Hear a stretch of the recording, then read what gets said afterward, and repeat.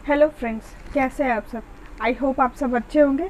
तो last class में हम लोग जान रहे थे कि टू प्रिंसिपल्स ऑफ जस्टिस के बारे में, जिसमें मैंने आपको दो प्रिंसिपल्स को इंट्रोड्यूस किया था, लिबर्टी प्रिंसिपल और आपका सेकंड प्रिंसिपल ऑफ जस्टिस जो था वो दो इक्वल पार्ट्स में डिवाइडेड था।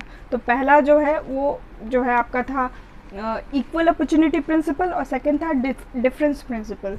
तो ये जो दोनों प्रिंसिपल है आपको मैं ये एक्सप्लेन कर रही थी। और चलिए, मैं इसको शुरू करने से पहले मैं आपको रिक्वेस्ट कर लूँ कि प्लीज़ मेरे चैनल को लाइक सब्सक्राइब ज़रूर करें और शेयर भी करें अपने दोस्तों के बीच, ताकि ज़्यादा से ज़्यादा लोगों को बेनिफिट मिल सके। Okay, let's continue with this. तो हम लोग जो है उनके दो सेकेंड प्रिंसिपल ऑफ जस्टिस को डिफाइन कर रहे थे, जो कि बहुत ही इंपॉर्टेंट प्रिंसिपल है। तो जॉन रॉल्स जो एक स्टेटमेंट से शुरू करते हैं, ठीक है। Social economic inequality exist but if and only if it benefits all and open to all. तो दो ये स्टेटमेंट है, open to all and benefit all. यही दो स्टेटमेंट पे इनका दो प्रिंसिपल सेकंड प्रिंसिपल बेस्ड है। तो ठीक है, ओपन टू ऑल कहने का मतलब होता है कि अगर इनइक्वालिटी की वजह से जो है सभी को अपॉर्चुनिटी मिलती है, इक्वल अपॉर्चुनिटी मिलती है किसी चीज़ को अचीव करने की, तो वो जस्टिफाइड है। चलिए पहले इसको एक एग्जाम्पल के थ्रू समझते हैं। मान लीजिए दो पर्सन है, एक है सीमा और दूसरा है राकेश। सीमा जो है एक डॉक्टर है और उसका ईयरली इनकम है 20 लाख रुपीज़ पर मंथ, और राकेश वहीं एक ऑटो रिक्शा ड्राइवर है जिसका ईयरली इनकम है 60,000 पर मंथ। ठीक है, तो आप देख सकते हैं कि सीमा और राकेश के बीच का इनकम गैप कितने का है, 19.4 लाख का डिफरेंस हो जाता है दोनों के बीच का। काफ़ी बड़ा डिफरेंस है, ह्यूज डिफरेंस है, एक इनकम गैप देखने को मिलता है।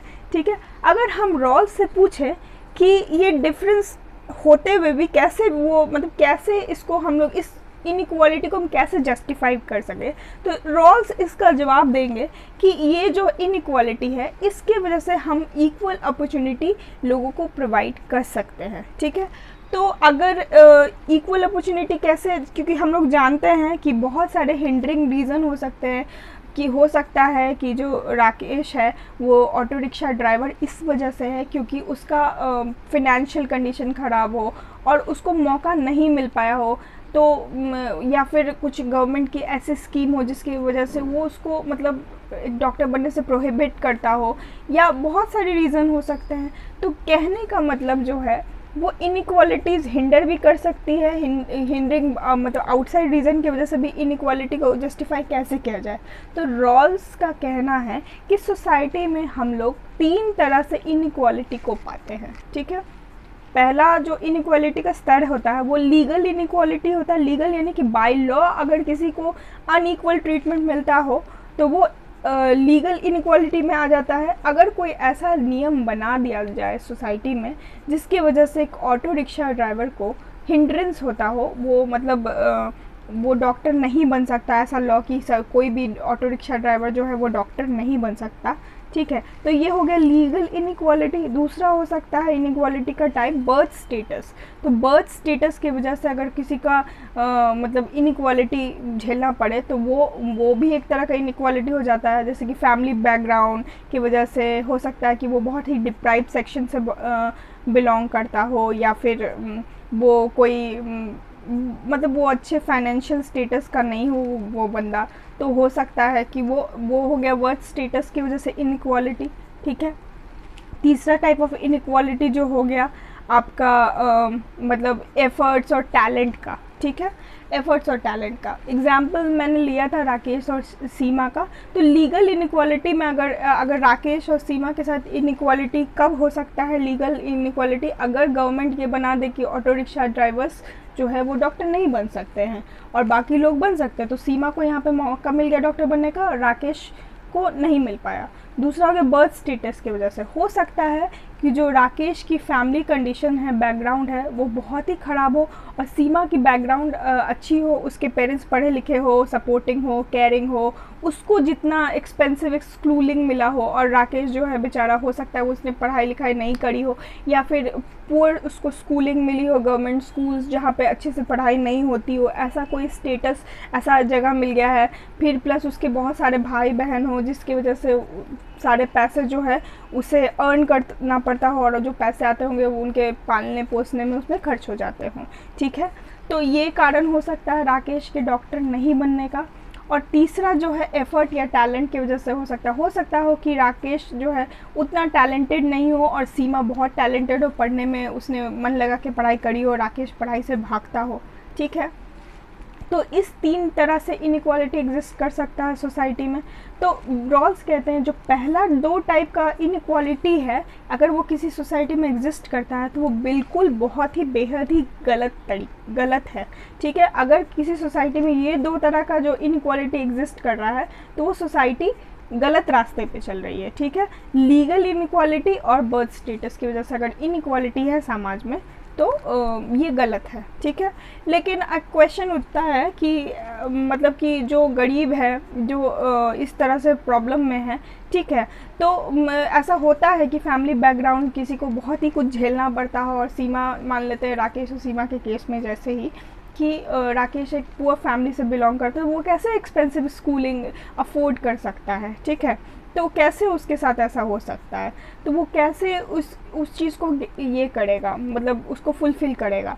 तो इस केस में जो है गवर्नमेंट या फिर ऑर्गेनाइजेशन को हिंडर करना पड़ेगा। रॉल्स कहते हैं कि गवर्नमेंट और ऑर्गेनाइजेशन को आना चाहिए और उनको वैसा बेनिफिट प्रोवाइड करना चाहिए ताकि उसको भी इक्वल अपॉर्चुनिटी मिले डॉक्टर बनने के लिए। अगर गवर्नमेंट जो है वो अच्छे स्कूल्स बना दे, कोचिंग प्रोवाइड करे, ट्यूशन्स प्रोवाइड करे, या फिर फ़ंड दे दे, या फिर रिजर्वेशन पॉलिसीज़ निकाल दे, तो ऐसे केस में जो है राकेश जैसे जो लोग हैं जो कि रिक्शा पुअर बैकग्राउंड से है, ठीक है, तो यहाँ पे हमें जो है गवर्नमेंट का हिंड्रेंस की ज़रूरत है, ठीक है। तो पुअर बैकग्राउंड से तो उनको ये सपोर्ट मिल सके, ठीक है, तो उसको वहाँ पे सपोर्ट मिल सके। लेकिन अगर उसका जो है इनइक्वालिटी जो है टैलेंट या एफ़र्ट की वजह से, यानी कि राकेश ने उतनी मेहनत नहीं करी हो और उसको फिर भी इसी वजह से वो डॉक्टर नहीं बन पाया हो, तो उसमें हम लोग कह सकते हैं कि इसमें राकेश की गलती है। उसको सब कुछ मिला गया, इक्वल अपॉर्चुनिटी दोनों को दी गई, फिर भी वो नहीं कर पाया, ठीक है। तो इससे कहते हैं इक्वल अपॉर्चुनिटी प्रिंसिपल। अब जो है डिफरेंस प्रिंसिपल को समझते हैं। डिफरेंस दोनों के इनकम के बीच का डिफरेंस है, ठीक है, कि उस डिफरेंस की वजह से अगर जो डिफरेंस गैप है राकेश और सीमा के बीच, तो दूसरा डिफरेंस प्रिंसिपल इसी से उभर कर आता है। लेकिन उससे पहले आप ये जान लीजिए, तो रॉल्स ने जैसा कि कहा कि ये दोनों जो ये 2 तरह की जो इनइक्वालिटी है, बर्थ और आपका लीगल, ये बिल्कुल ही किसी सोसाइटी में एग्जिस्ट नहीं होना चाहिए। लेकिन क्वेश्चन उठता है कि ऐसे कैसे कह सकते हैं, इस चीज़ को हम लोग कैसे मान लेते हैं कि लीगल इनइक्वालिटी को हम लोग जो है गवर्नमेंट ऐसी पॉलिसीज़ नहीं बनाए जिससे कि ऑटो रिक्शा ड्राइवर्स को प्रोहिबिट किया जाए कि वो डॉक्टर्स ना बन सके, ठीक है, या बन सके, ठीक है। लेकिन ये जो बर्थ का जो इनइक्वालिटी वो हमें हर समाज में देखने को ज़्यादातर मिलता है, ठीक है। हम लोग देखते हैं आमतौर पे कि जो बर्थ की वजह से बहुत ही ज़्यादा इनइक्वालिटी पाई जाती है, ठीक है। लोग अपनी सोशल बैकग्राउंड की वजह से जो है बहुत कुछ नहीं कर पाते हैं, ठीक है। हो सकता है हम में से भी बहुत सारे ऐसे लोग हैं जो कि सोशल बैकग्राउंड की वजह से अच्छी पढ़ाई नहीं कर पाते हो, अच्छे इंस्टीट्यूशन में जाके नहीं पढ़ पाते हो, अच्छे कोचिंग क्लासेस नहीं कर पाते हो। तो राकेश और सीमा का जो एग्जाम्पल है, तो राकेश एक गरीब परिवार से था, तो उसके लिए ये संभव नहीं था कि एक्सपेंसिव स्कूलिंग कर सके। लेकिन सीमा के पेरेंट्स उतने अफोर्ड कर सकते थे, उसके पेरेंट्स पढ़े लिखे थे, वो इस चीज़ को समझते थे। लेकिन राकेश को ऐसा करने की उनका मौका ही नहीं मिला, तो वो किस तरह से ये उनके फाइनेंशियल स्टेटस, बर्थ स्टेटस और जहाँ रहता हो आसपास का जो बैकग्राउंड हो उसकी वजह से वो हिंडर करता हो। तो रॉल्स कहते हैं यहाँ पे जो है गवर्नमेंट को इंटरवीन करने की ज़रूरत है। यहाँ पे गवर्नमेंट को ऐसे चीज़ों को करने की ज़रूरत है जिससे कि इनको भी मौका मिल सके, ठीक है। और ये बात को ध्यान रखें, गवर्नमेंट को इंटरवीन से ही, इंटरफेरेंस से ही हम लोग ये समझेंगे, डिफरेंस प्रिंसिपल को समझने की कोशिश करेंगे, ठीक है। चलिए, तो ये हो गया। तो अब दूसरा आ जाता है डिफरेंस प्रिंसिपल, जो इसके हेल्प से हम लोग समझने की कोशिश करेंगे, ठीक है। तो डिफरेंस प्रिंसिपल में है जो पॉइंट उठा है, बेनिफिट ऑल। इनइक्वालिटीज़ की वजह से लोगों को बेनिफिट कैसे हो सकता है, ओपन टू ऑल अपॉर्चुनिटीज़ दी गई, ये तो समझ गए, ठीक है। तो हम लोग सेम एग्जांपल उठा लेते हैं सीमा और राकेश का। दोनों के बीच का इनकम गैप जो है वो 19.4 लाख का है, ठीक है, 19.4 लाख का है, 19,40,000 का है। जो राकेश है वो 60,000 रुपये साल में कमाता है, और वही जो है आपकी सीमा जो है वो 20 लाख रुपया साल भर में कमाती है। ठीक है, तो इन दोनों के बीच का जो डिफरेंस है, इसी से जो है बेनिफिट उन सेक्शन को किया जाए जो सीमा का जो इनकम है, जो 20 लाख का इनकम है, वो क्या होगा, उसके कुछ पार्ट पे जो अगर गवर्नमेंट टैक्स लगाएगी तो उस पैसे को यूज़ करके इन वीकर सेक्शन को सपोर्ट किया जा सकता है, ताकि जो है उनके पैसे से ही ये बेनिफिट प्रोवाइड कर सकते हैं हमारे वीकर सेक्शन को। इससे क्या होगा कि दोनों जो लोग हैं, लोगों का, इंडिविजुअल्स का आसपास का तालमेल बना रहेगा। तो ये जो पैसे जो है अगर टैक्सेशन करेगी सीमा के इनकम पे, तो बहुत ज़्यादा आपका फ़र्क नहीं पड़ेगा, सीमा को भी उसका लाइफस्टाइल जैसा था वैसा ही रहेगा। ठीक है, दोनों इफ़ेक्टिव इनकम भी उसका कम हो जाएगा, और उस इनकम को यूज़ करके राकेश जैसे लोगों की मदद की जा सकती है। गवर्नमेंट स्कूल्स को बेटर बना सकते हैं, कोचिंग प्रोवाइड कर सकते हैं, फ्री एजुकेशन दे सकते हैं, ऐसी ऐसी चीज़ें कर सकते हैं जिनसे इनको इक्वल अपॉर्चुनिटी मिल सके। ठीक है, और जो तीसरा टाइप ऑफ इनइक्वालिटी था वो टैलेंट वाला। तो टैलेंट के बेसिस पे ही सिर्फ आपका इनइक्वालिटी सोसाइटी में जस्टिफाई कर सकता है। ठीक है, यानी कि अगर कोई लेस टैलेंटेड है तो ही वो डॉक्टर नहीं बन पाया, इस कारण से अगर इनइक्वालिटी है तो चलेगा। ठीक है, वो गरीब है, रिक्शा वाला है, तो उस वजह से है तो ठीक है। लेकिन उनका जो ये डिफरेंस प्रिंसिपल कहता है कि जो ये बेनिफिट या जो ये सुविधा जो मतलब कि रिच पीपल के पास है, उसी का कुछ पैसा लेके अगर हम लोग राकेश जैसे लोगों के पढ़ने में मदद करें, मान लीजिए उसका सोशल इनइक्वालिटी की वजह से वो ठीक से पढ़ाई नहीं कर पाया, तो उसको अगर हम लोग ये सोशल इनइक्वालिटी को मिटा दे उस सोसाइटी से, उन रिच पीपल को टैक्स लगा के, उनके टैक्स का प्रॉपर यूज़ करके, तो हम लोग बाकी सेक्शन, वीकर सेक्शन को सपोर्ट कर सकते हैं। ठीक है, तो इससे क्या होगा, स्कूल्स में एजुकेशन प्रोवाइड होगी, अच्छा स्कूलिंग होगा, अच्छे कोचिंग ट्यूशन मिलेंगे राकेश को, और वो फ्री ऑफ कॉस्ट मतलब कि पढ़ाई कर सकता हो और अपने आप को उस काबिल बनाए, अपने टैलेंट और एफर्ट के साथ वो जो है इस डिफरेंस, ये जो डिफरेंस है गरीबी अमीरी का, कुछ हद तक कम कर सके।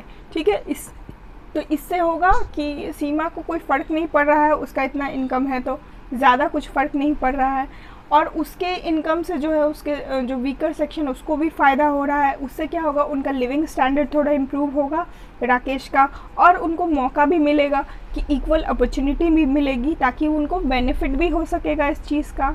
ठीक है, चलिए इसके साथ जो है जॉन रॉल्स का जो है ये दो सेकंड प्रिंसिपल ऑफ जस्टिस ख़त्म होता है।